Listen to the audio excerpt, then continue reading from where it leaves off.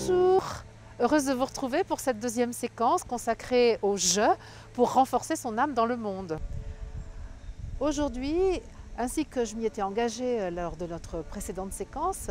eh bien, je vais vous parler du choix premier qui est proposé à tout chercheur spirituel désireux de mener une spiritualité libre et incarnée dans laquelle il est responsable de sa vie, responsable de ses choix, dans laquelle il est auteur de tout ce qu'il vit.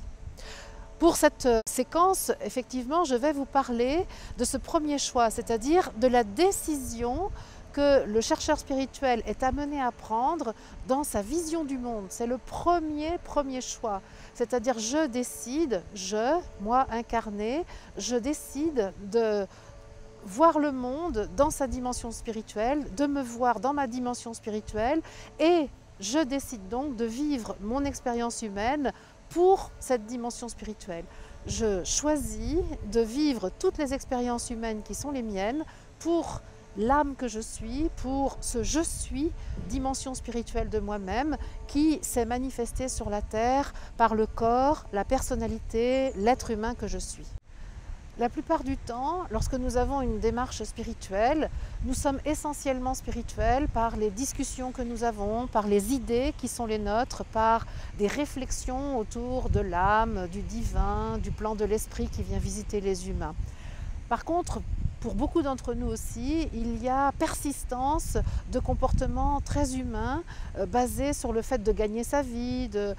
chercher du plaisir, de faire des choses qui sont finalement banales et sans grande conscience. Pour moi, avoir une vision spirituelle du monde, ça veut dire considérer que nous sommes sur la terre pour faire croître notre âme, pour faire croître le divin, et que par conséquent, chaque décision que nous allons prendre tout au long de notre journée va impacter notre âme.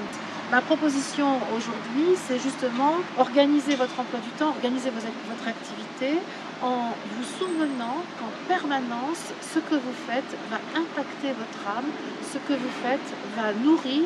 ou au contraire affaiblir votre âme. Que le choix fondamental de se voir en tant qu'être spirituel venu faire une expérience humaine sur la Terre, soit concrétisé par le quotidien, par le côté pratique de notre vie.